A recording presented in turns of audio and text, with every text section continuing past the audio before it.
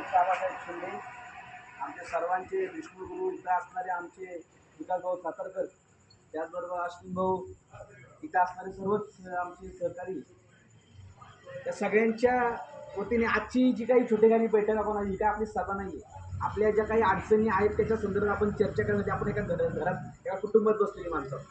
तुमच्या अडचणी साहेबांनी आम्हाला सांगितल्या. परवा आपण त्याच्यासाठी एक निवेदन तिथं त्या रेल्वेच्या अधिकाऱ्याला त्या बाईला काय काय केलं ते तुम्ही सगळं पाहिले.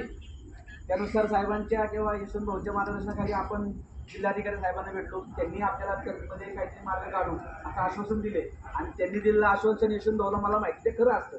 त्यामुळे त्याची एक बैठक 100% लागणार याची खात्री आम्हाला पण. तर आपण सर्वांनी त्यासाठी जे काही सहकार्य आम्हाला करायचे याची छोटीशी बैठक आपण त्या साईड लावलेली.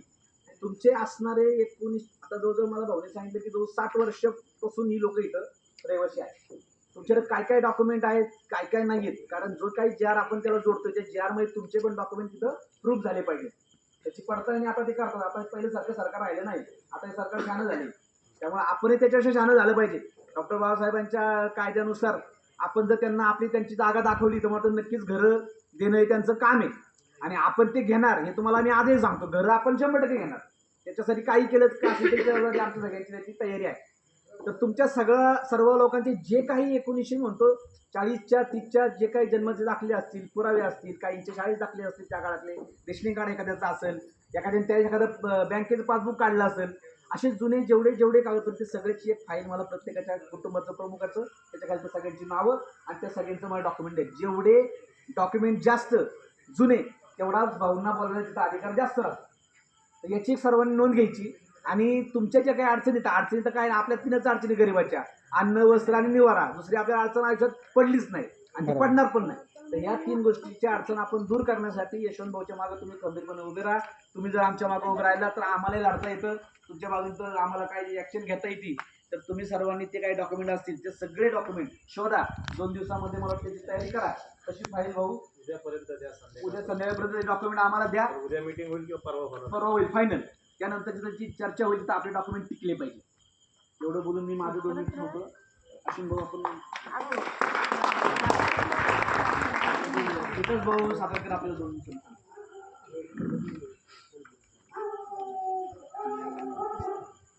आपले व्यासपीठ सर्व महापुरुषांना अभिवादन करतो. मला इथले बरेचसे लोक जे काही तुम्ही गेले आता जन्म रेंजीचा आहे. मी गेले माझे आजोबा पंजोबा हे सगळे हे रेंजीचेच आहे. त्यामुळे मला मी बऱ्याचशा लोकांना ओळखतो. झोपडपट्टी कधी घेतली त्याचा पूर्ण इतिहास मला माहीत आहे. मी 2008ला इथे इलेक्शन लढलो होतो. मी होतो तोपर्यंत इथं तुम्हाला पाण्याची जाण्याचा रोड पाण्याची व्यवस्था मी सगळं बऱ्याच गोष्टी चालू ठेवून दिल्या होत्या. आम्ही काय एक आणून दिलं होतं. आम्ही रेंज केल्यानंतर आम्ही म्हटलं कैलास पैलवान जे आहे ते पुढं मार्ग लावतील नाही का. कारण की आमचे मित्र त्यांचे मित्र नगरसेवक झाल्या. आम्ही म्हटलं तेव्हा पुढं मार्ग लावतील. परंतु आजही तो प्रश्न प्रलंबित राहिला. याचं दुःख आहे. प्रत्येकाला घर मिळायला पाहिजे होतं आपल्या लोकांना. त्यातली बरीचशी घरं खाली झाली. आपले कर्नाटकवाले जे आहेत ते केलेले जे आहेत त्यातले काही जे जुने लोक असतील तिच्याकडे जर कोण परिचयाचा असेल त्यांच्याकडे जुने कागदपत्र आहेत. ते जर कागदपत्र त्यांनी जरी दिले तर त्यांनी आपल्याला आपल्या बरोबर घेता येईल. त्याचा फायदा होतो आपल्याला जुन्या कागदपत्र. काय 1900 मला वाटतं साधारण 30 ते 35 वर्षापूर्वी जेव्हा ते बसले गेलेले तर तेव्हापासूनची काही लोक आहेत आपल्याकडे कर्नाटकमधली जे आली होती इथं बरोबर कपडे टाकून राहिले त्यांचे काही कागदपत्र आहेत. हे तुमचे कोण नातेवाईक असतील तर त्यांनाही तुम्ही बोलून घेऊ द्या. त्यांच्याकडून कागदपत्र जमा करा. प्रत्येकाला घर मिळणार आहे. काल आपण जे काल आपण तिथं जाऊन त्याला भेटलो. आपण मॅडम जे आहेत त्या ठिकाणी हे केलं. कारण त्या ठिकाणी DRM जो असतोय रेल्वेचा जो प्रमुख असतोय तो तिथं DRMच हे ना अजून तिथं उपलब्ध नाही. गेल्या 1.5 वर्षात तिथं कोणाची नियुक्ती झाली नसल्यामुळे ते पोलीस खात्याचे अधिकारी होते. त्यामुळे ते आपल्यावर दबाव टाकायचा प्रयत्न करत होते. महिलांना सांगत होती बघा तुमची दिशाभूल करतात. असा कुठलाही प्रकार नाही.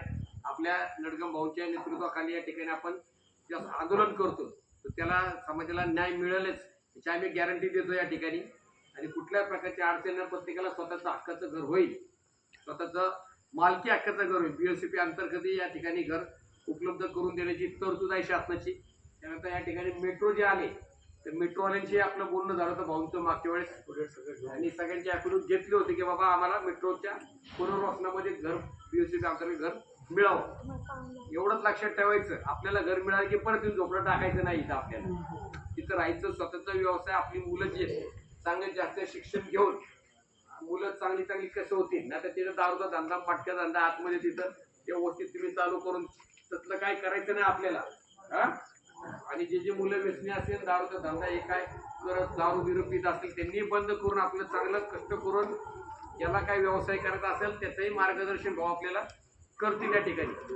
भाऊंच्या मुळात आपला पारधी समाज त्या मार्केट यार्ड जो आहे त्या मार्केट यार्डमध्ये पारधी समाज लिंबाचा व्यवसाय करतो, त्यानंतर हार बनवण्याचा व्यवसाय करतो. त्यांना बसून देत नव्हते. भाऊंनी त्या ठिकाणी तीव्र आंदोलन करून त्या लोकांना सगळ्यांनी व्यवसाय चालू करून दिला. आज लाखो रुपये कमवतात प्रत्येक जण त्या ठिकाणी. तसं आपल्या प्रत्येक मुलांचं होईल. आपल्या कर्नाटकचा जो समाज आहे आपला जो आलेला आहे, लिंगायत समाज भरपूर आहे या भागामध्ये आपल्याकडं, तर तो हातगाडी कांदा बटाटा तिथूनच आणतो मार्केटात, बरोबर ना. तर त्यांचाही सगळ्यांचे व्यवसाय या ठिकाणी अजूनही चांगल्या प्रकारे होईल. तर माझं म्हणणं असं आहे की आपण भाऊच्या पाठीशी कुणाचं काय ऐकायचं नाही. तुम्हाला कोणी काही सांगत आणि आपलं ते नाही गेलं की चर्चा नाही का असं झालं तसं झालं, हे आपल्या चर्चा करायची नाही. एकच जळगाव भाऊने सांगितलंय तेच ऐकायचं, जळगाव भाऊने केलंय. तर कारण मी बऱ्याच वेळा बघितलंय आपल्यामध्ये चर्चा आपल्यात नाही का लगेच त्याचा आपोआप पाठवायची पळून जायचं. याच्या वेळेस जळगाव भाऊ एखादा कार्यक्रम लावतील, मिटिंग लावतील, त्या मिटिंगला आपल्या घरातला प्रत्येक व्यक्ती आपण उपस्थित राहिलं तर हे काम होत असेल. संघटन महत्वाचे, संघटित केलं तर कुठली गोष्ट मिळणार आहे आपल्याला, एकटे जाऊन काही मिळणार नाही. आलं का लक्षात? तुम्हाला रस्त्यावर उतरावं लागणार, थांबावं लागणार. तरी देखील कालच्या केलेल्या आंदोलनामुळे भाऊंच्या त्याच्या खाली आपण तिथं गेलो. कलेक्टर साहेबांनी पत्र दिलं. कलेक्टर साहेबांनी 2 दिवसात महानगरपालिका, तुमचे SRAचे अधिकारी आणि कलेक्टर आणि रेल्वेचे अधिकारी यांची एकत्र बैठक लावायचं आश्वासन दिलंय. उद्या आम्ही परत जाऊन त्यांना भेटून ती बैठक लावून हे जे कारवाई थांबवण्यासाठी आम्ही आता पहिली कारवाई थांबवायची आपल्याला, याच्यासाठी आपण उद्या प्रयत्न करणार आहोत. आणि यासाठी जरी उद्या बोलवायची वेळ आली तरी उद्या सगळ्यांनी थोडासा वेळ काढून आपल्या वेळात वेळ काढा. थोडंसं जर कष्ट घेतला आपण या महिनाभर तर आपलं आयुष्याचं, आपल्या येणाऱ्या पिढ्यांचं भविष्य होणार याच्यात. त्याला प्रत्येकाला आपलं हक्काचं करू येईल.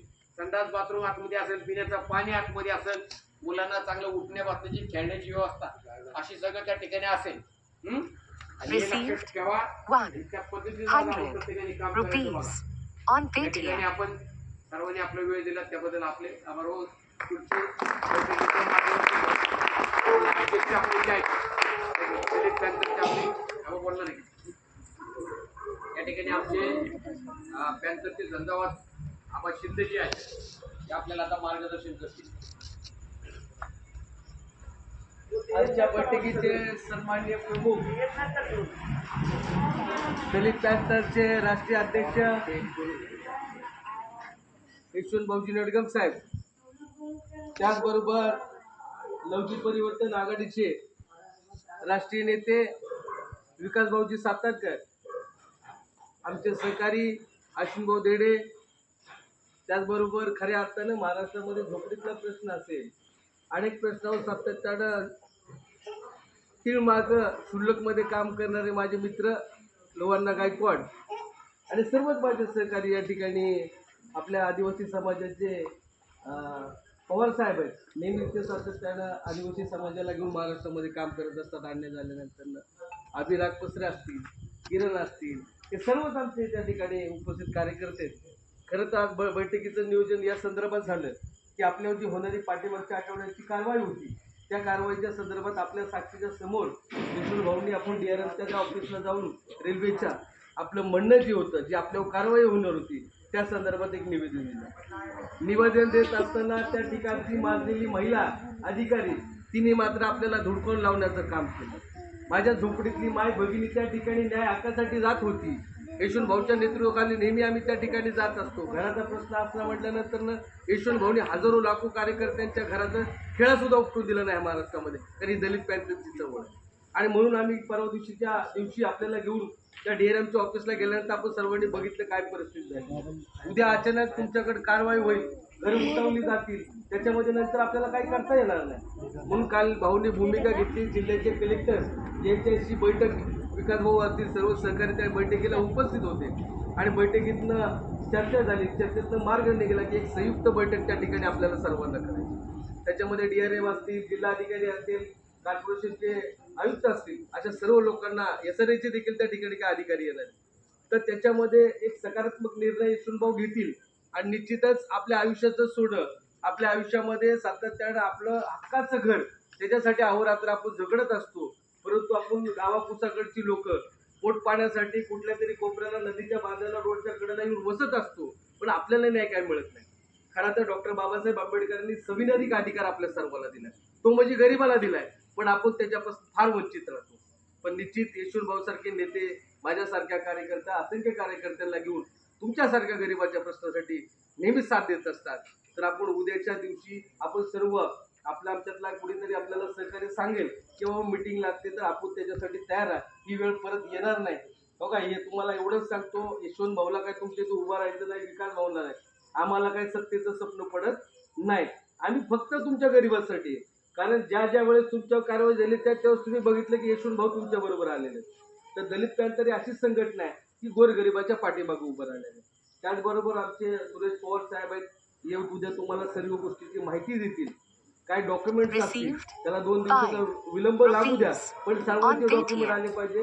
पवार साहेब, तुम्ही आपले ॲडव्होकेट लवाना यांची एक यादी पेनवर घ्या, सगळ्यांची नावं कोण कोण आपल्याबरोबर हो का. विकास भाऊ मी सांगितलं आता की आपल्यातलीच असतील की आपल्यापासून वेगळी असतील, ते तुम्हाला उद्या कळलंच. आता आपल्या बैठकीत पण ती लोक आहेत आणि उद्या जाऊन ती बदलणार आहेत, त्याचे काय आपल्याला फरक पडत नाही. तुम्ही उद्या सगळ्यांची यादी घ्या आणि 9 ॲडव्होकेट आपल्या बरोबर असतील, त्या यादीनुसार भाऊ सगळ्यांची डॉक्युमेंट रेडी करून, आणि ज्या वेळेस आपण हे सगळं करत असतो त्यावेळेस पाठपुरावा करण्यासाठी नेहमी आपल्याला त्या ठिकाणी जाण्यासाठी कार्यकर्ता एक दिवस संघटन म्हणून येऊ शकतो, पण दररोज येऊ शकत नाही. त्या ठिकाणी कागदपत्र असतील, डॉक्युमेंट असतील, ॲडव्होकेट फी असेल, ती आपल्याला द्यावं लागते. आम्ही असं सुरेश पवारांना सांगितलं तुम्ही तोंड उलटी करायची असं काही करू नका, ते तुम्हाला रिस्कर सांगतील यशवंत भाऊ, आणि सर्वच उद्या तुम्हाला काय ते क्लिअर सांगू. वाटलं तर उद्याची बैठक झाली लागली तर तुम्ही या आणि मग बाकीचे यशवंत भाऊ सांगते की पुढं काय करायचं. एवढं बोलतो, इथंच थांबतो. जय भीम, जय अण्णा, जय लवजी.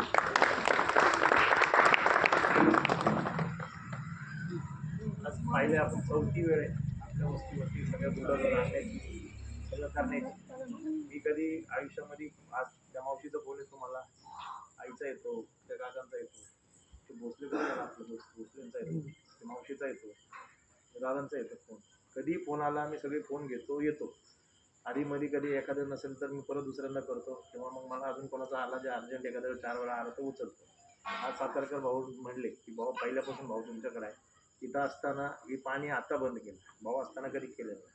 आज तुम्ही बघितलं आबाशिंदे म्हणा, भाऊ लहू भाऊ, आता हे लहू भाऊ तुम्ही म्हणू नका लहान दिसतो, आणि त्याचं काम लय मोठं आहे.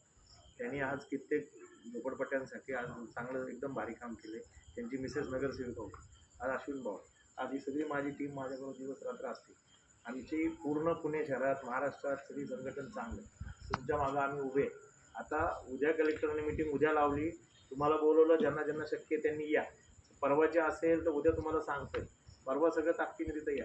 आपल्याला मोर्चा आंदोलन करायची वेळ येऊ नये म्हणून आपण काय केलं, एवढं बंधन आहे 4 आणि 5 लोकांमध्येच आज भेटाभेटी करण्याचं असं शासन दरबारचं आज आपलं परिपत्रक आहे.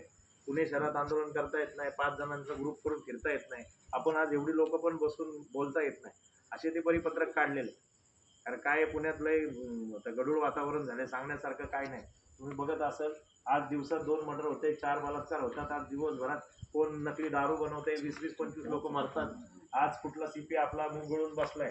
आज लय म्हणजे असे प्रकार घडले की सर्व प्रशासकीय अधिकारी आपले मुग गिळून बसलेले, त्यांना कोणाला काय घेणं देणं नाही. गरीबातलं लेकरू मरतंय, त्याला त्याच्या आईला, त्याच्या बापाला, त्या भावाला, बहिणीला माहिती आहे की माझा घरचा कोणीतरी वारलाय, त्यांनाच दुःख होतंय, यांना होत नाही.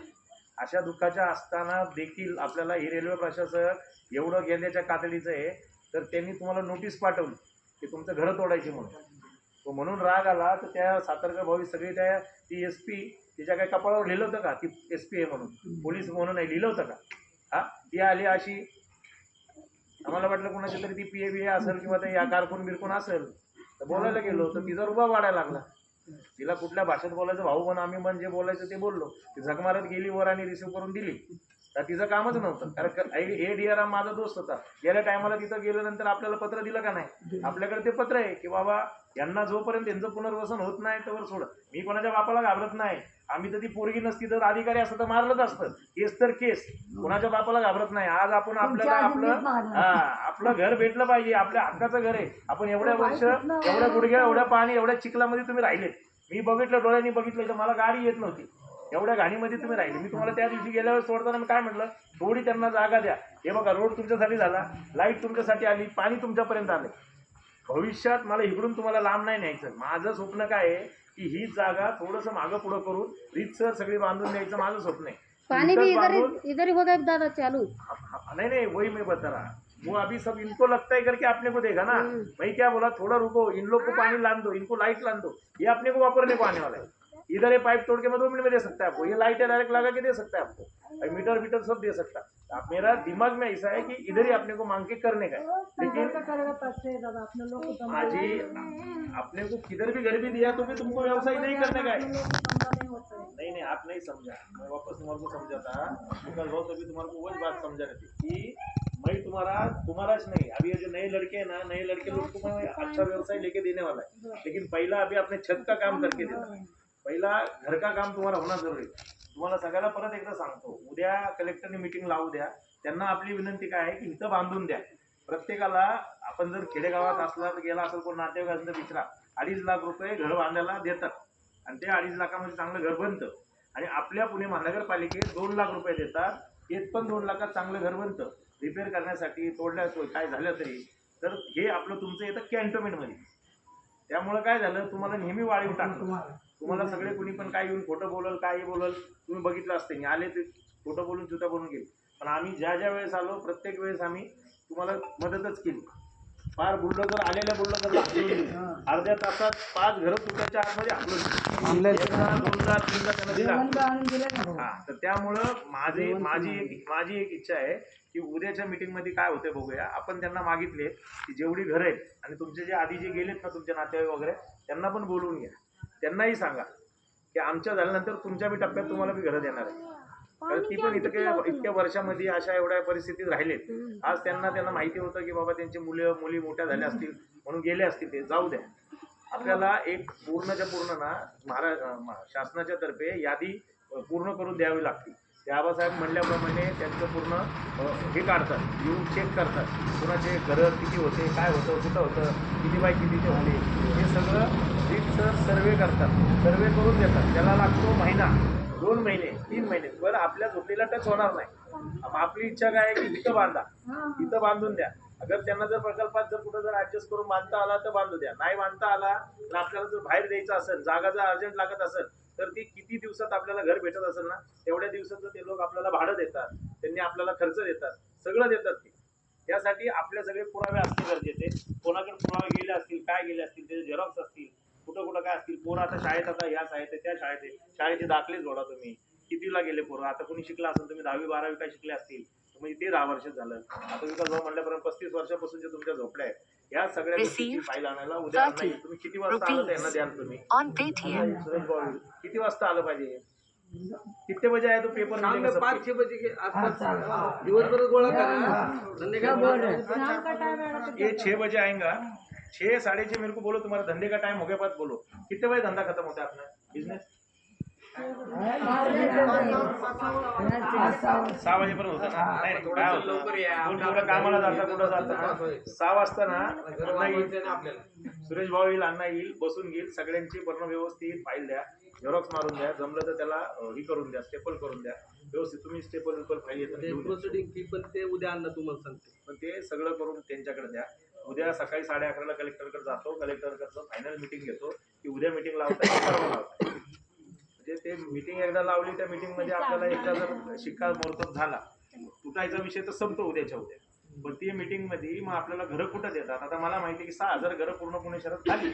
आता मला माहिती इथून आपल्याला जवळ कुठं पडणार, पण त्या मुलांचं शिक्षण कसं करणार, मग त्या शिक्षणाला आपल्याला बस लावावं लागणार, गाडी लावावं लागणार। ती बस पण मी तुम्हाला करून देणार जर तुमचं घर थोडं लांब पडलं, मुलांना रोज शिक्षण द्यायला येणार। तुमच्या व्यवसायाला इथंच ठाम मांडून राहायचा, व्यवसाय करायचा ना तुम्हाला, इथंच आपण काहीतरी बांधून आहे ना, एक घेऊ, तुमच्या हातगाड्या असतील, टेम्पो असतील, काय असं पार्किंग करून ते घेऊ, त्या गोष्टी पण तिथं लेखी घेऊ।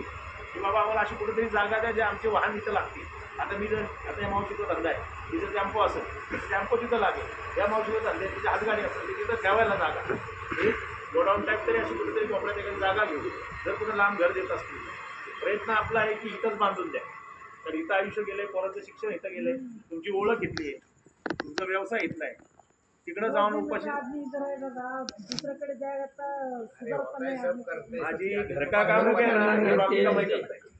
तुमच्या लक्षात आलं ना सगळ्यांचं, तर उद्या त्यांनाही आल्यावरती सगळे क्या दोस्त पुरा कागदपत्र आपको देना पडेगा. दादा हा? कोणी म्हणते माझ्याकडे काय पुरवणी असेल तर काय करा. अरे पण इथं राहतात ना, आजूबाजूचं ते करतात ते आम्ही आहे ना करायला. अरे पण काहीतरी असं ना, मुलगा मुलगी तर शाळेत जात असं नाही आहे ना, राशन कार्ड आहे ना, इथल्या रहिवाशीचा काहीतरी पुरावा लागेल इलेक्शन कार्ड, राशन कार्ड, आधार कार्ड पुस्तकं द्यायचं ना. बस आहे ना, आहे ना स्कूल कार्ड, तुमचं पण आहे ना आपल्या उसके ऊपर एड्रेस आता है पूरा. उनको इधर रहेगा, इधर बच्चे लोग पढ़ेगा 8 साल पढ़ा, 10 साल पढ़ा, 10 तक पढ़ा, 12 तक पढ़ा. अभी 10 साल इधर पढ़ा है ना, वो इंग्लिश मीडियम है ना, इधर पढ़ा. समजलं मावशी सगळ्यांना? मावशी समजलं का? मला उद्या द्या मला तुम्ही जेवढ्या लवकर द्याल तेवढ्या लवकर मी त्या सरकारच्या गळ्यावर बसेल. त्या गळ्यावर बसून तुम्हाला लवकरात लवकर घरं देतो. आता ते 7 दिवस म्हणजे तर उद्या 7 तारखेला 7 दिवस होतात. 7 दिवस तोडायला बोललं तर येतील. काय लोकांना कोणाला काय घेणं देणं नाही पडलं, इथे आमदाराला खासदाराला काय फरक पडत नाही. त्यांना माहिती आहे ही गेले तर दुसरे बसतील, तिसरे येतील. हे गेल्यापासून सगळं होईल. नाही म्हणून तर भाऊ हे गेल्यापासून सगळं काय सांगतोय. हे झालं हाँ ये सब चलता है. पाणी इसका सबका जेरोक्स एक घर में जितना दे सकता है उतना पुरावे एक घर में का सबका दो. पूरा राशन कार्ड, आधार कार्ड, ये बस स्कूल का मतलब आपको वहाँ बोलने का होता है ये इधर पड़ता है इधर ही बांध के दो. हाँ चालेल का आम्ही येतो सगळ्यांना. हाँ सगळ्यांना सपोर्ट देऊ.